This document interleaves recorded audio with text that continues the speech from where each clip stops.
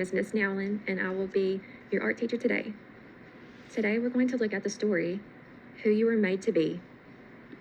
Made to Be by Joanna Gaines, illustrated by Juliana Sweeney.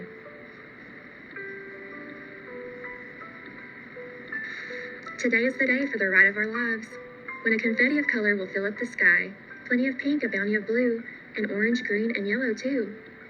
We all play a part, both me and you, as we build our very own hot air balloons. We'll gather supplies and make them our own, and prepare to take flight into the great unknown. It doesn't take us long to see that we all work so very differently.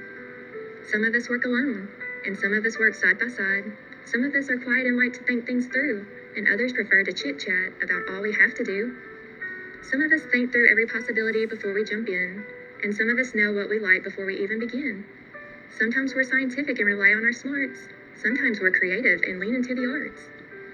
Some of us are resourceful. We like to work with whatever's on hand. And some of us are extravagant. We like to go big whenever we can. Some of us are teachers and share what we know. But all of us are learners. Together is how we grow.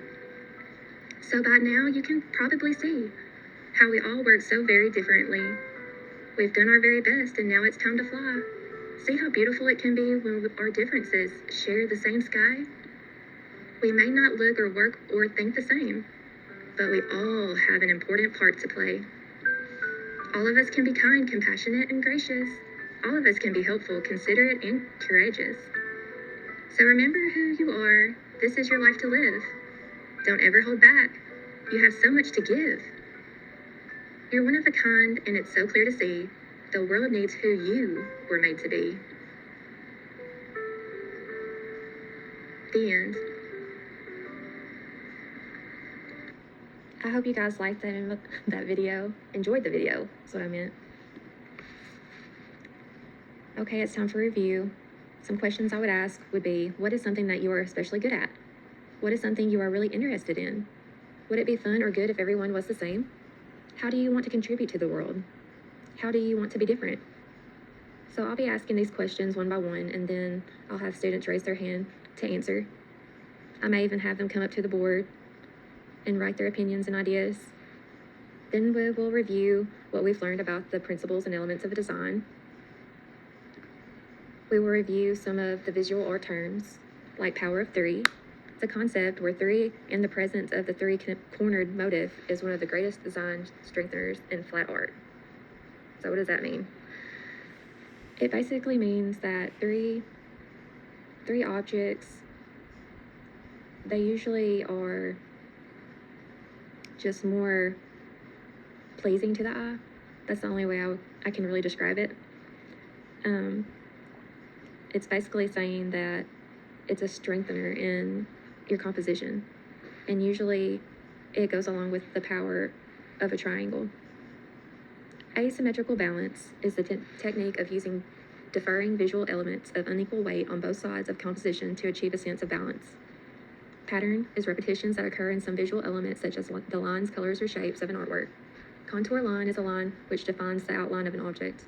Hatching lines is an artistic technique used to create tonal or shading effects by drawing closely spaced parallel lines.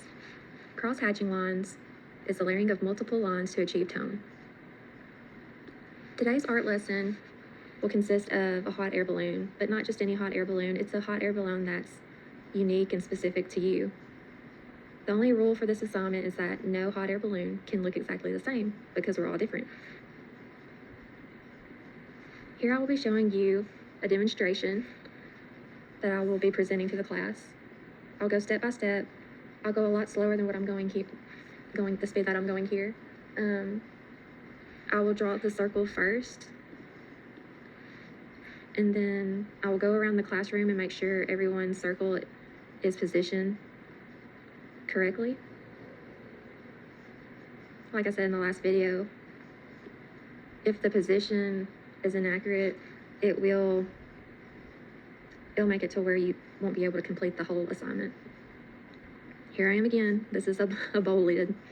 I didn't position at the very center, started at the center, but ended up at the top of the paper, top center, with maybe an inch, probably 3/4 of an inch below. Just below, probably an inch down from the circle. I'll find the center of my balloon, and then I'll draw a horizontal line below it. And then right below the horizontal line, it'll be a shorter line centered below it. And then I'll connect the corners of the ends together. This is the basket. Now I will draw a line, which are the ropes, from the basket to the balloon, from the very edges of the balloon on both sides down to the basket corner, and then I'll find the center of the balloon and draw a vertical line from top to bottom. Since the balloon is round, we want to show a more three-dimensional effect, so we are going to create a pattern of stripes, but our lines are not going to be straight down. They're going to curve. And then I will draw another rope line on both sides vertically, and then I will draw stripes horizontally, curving around the balloon. And as a design element, which is optional, these are little loopy-loos.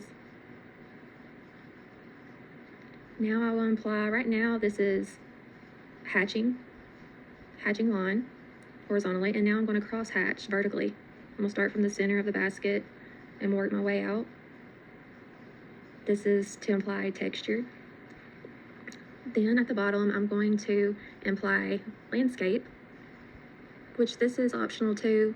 I'm sure students can create through their own imagination or ideas. Here I will be drawing the clouds using the power of 3 in an asymmetrical way.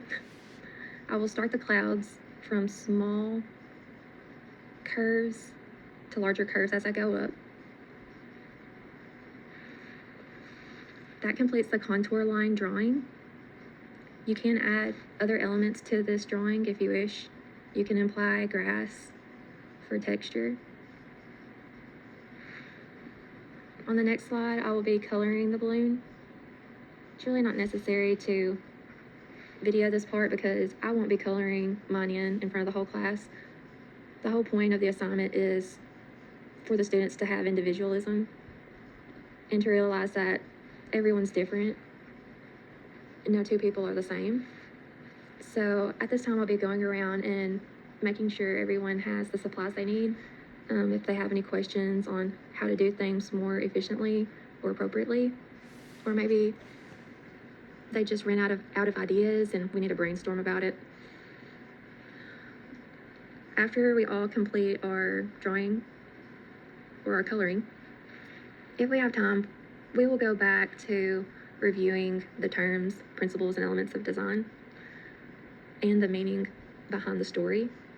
That way, the art project itself will be a representation. It will be symbolic behind the meaning and purpose of the story.